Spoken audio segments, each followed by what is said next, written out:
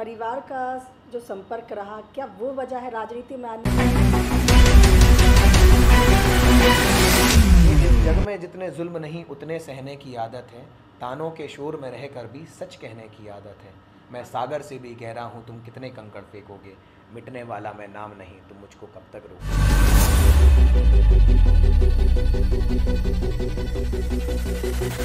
शंखनाद का घोषणा करने मध्य प्रदेश में उनने बहुत अच्छा भाषण दिया। उनने ऐसा भाषण दिया जिससे भाजपा की रूह कब गई।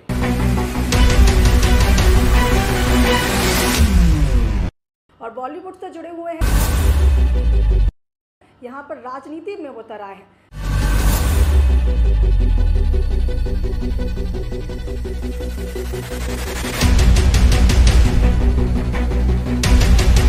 ने ऐसे ऐसे घोटालों के नाम लिए जो माननीय प्रधानमंत्री जी भी नहीं ले पाए। व्यापम घोटाले का नाम माननीय प्रधानमंत्री ने नहीं लिया था, लेकिन प्रियंका गांधी जी ने उस मंच से चिल्ला के कहा था कि व्यापम घोटाले का कौन जवाबदार है। जो पुलिस भर्ती घोटाले हुए हैं उसका जवाबदार कौन है, जो शिक्षा भर्ती घोटाले हुए हैं उसका जवाबदार कौन है, वैसे अन्य घोटाले हैं, इन सब का जवाबदार कौन है।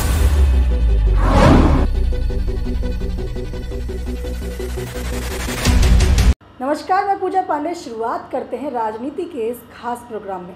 आज हमारे साथ युवा नेता पार्थ सिंह। सबसे पहले हम पार्थ जी से ये कहना चाहेंगे कि युवा नेता और नई शुरुआत है राजनीति की, किस तरीके से इसमें चुनौती है और किस तरीके से काम कर रहे हैं।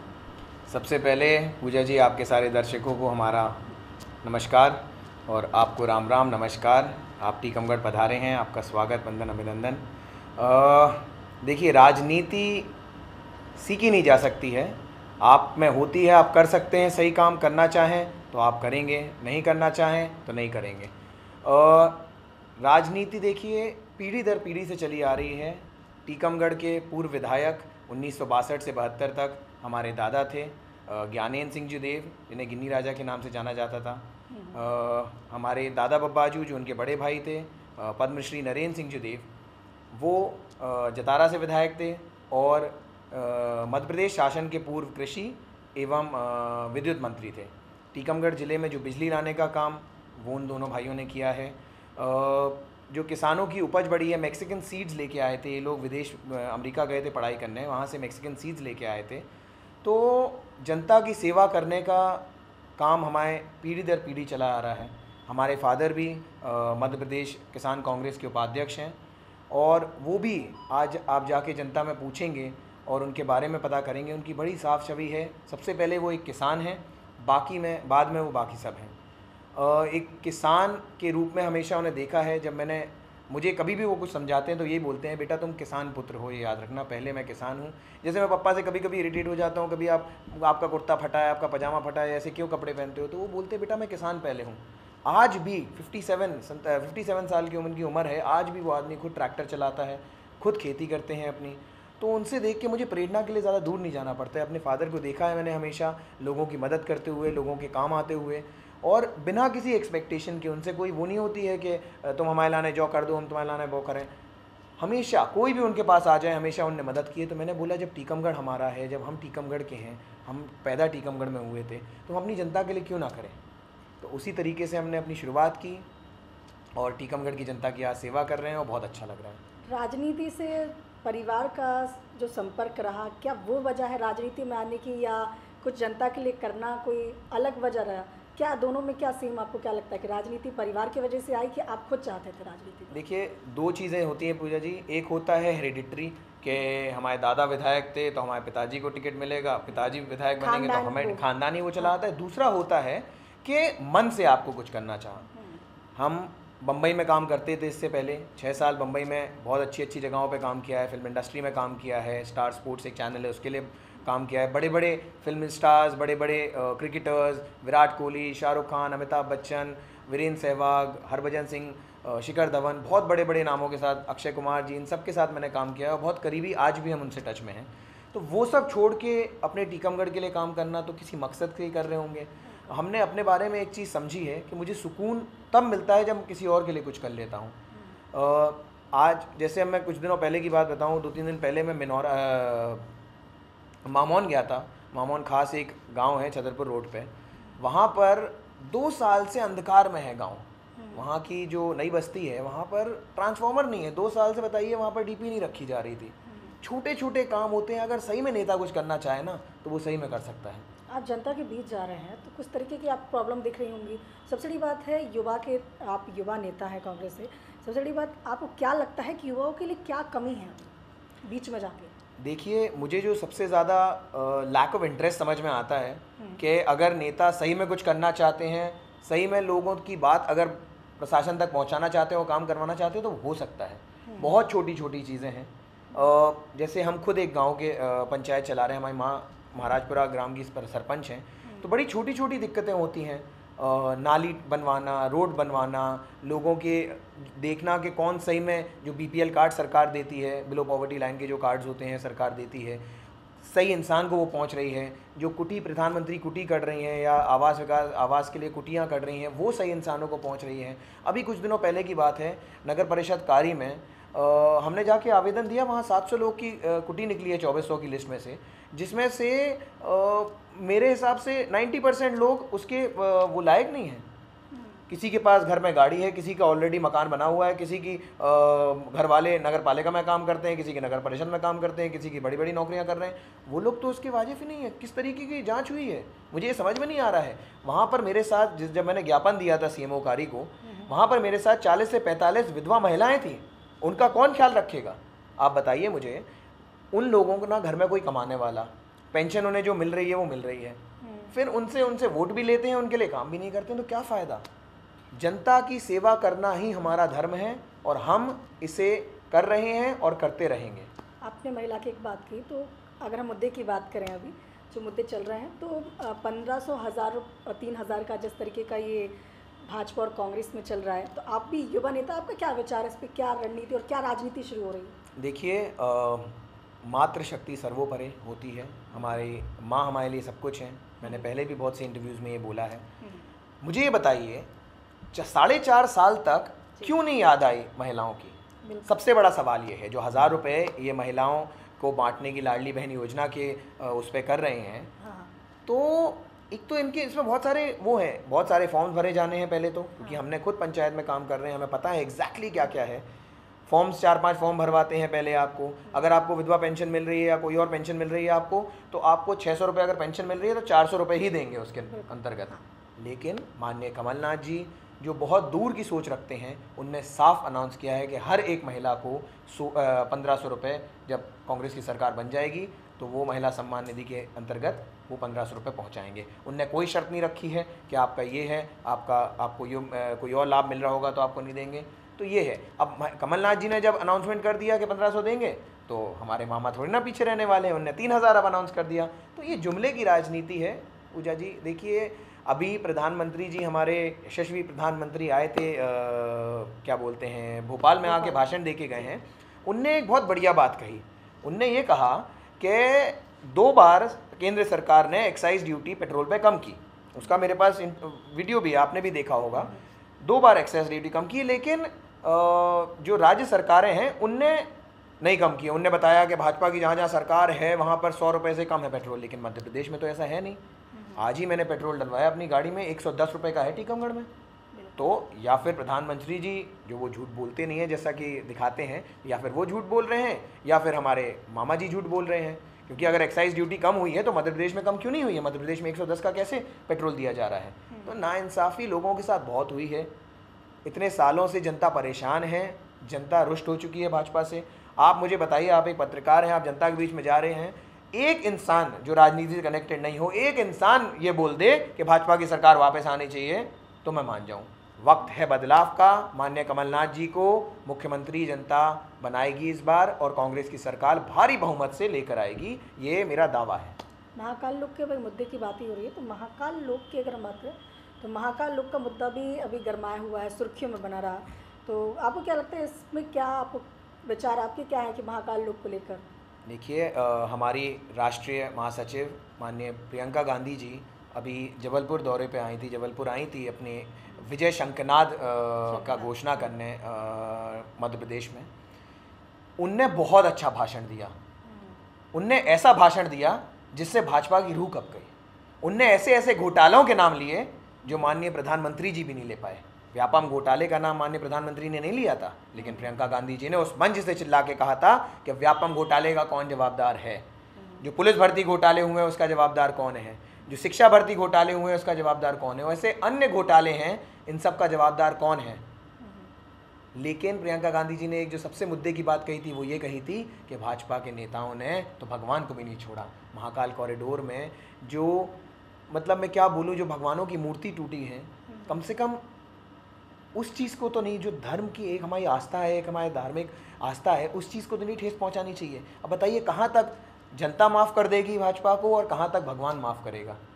जो भगवान का नहीं हो सका तो वो तो किसी का नहीं होगा, जनता का भी कहाँ है। बिल्कुल। अब मुद्दे से हम आपके अगर जीवन की बात करें राजनीति को लेकर, तो आप बॉलीवुड से संपर्क, आपका बॉलीवुड से कनेक्ट, फिर यहाँ पे आना राजनीति, तो बॉलीवुड का सफ़र किस तरीके से रहा आपका? देखिए वो एक एक्सपीरियंस था जिसके लिए हम गए थे। हमने पहले, मुझे पता नहीं था कि मैं राजनीति में आने वाला हूँ। राजनीतिक शास्त्र की पढ़ाई की हमने दिल्ली यूनिवर्सिटी से। दिल्ली यूनिवर्सिटी में एडमिशन लेना बहुत बड़ी बात होती है और भगवान की कृपा से हमारे अच्छे मार्क्स आ गए। पॉलिटिकल साइंस में मुझे इंटरेस्ट भी था, तो वहाँ पर हमने ग्रेजुएशन की, अपनी राजनीतिक शास्त्र में पढ़ाई की।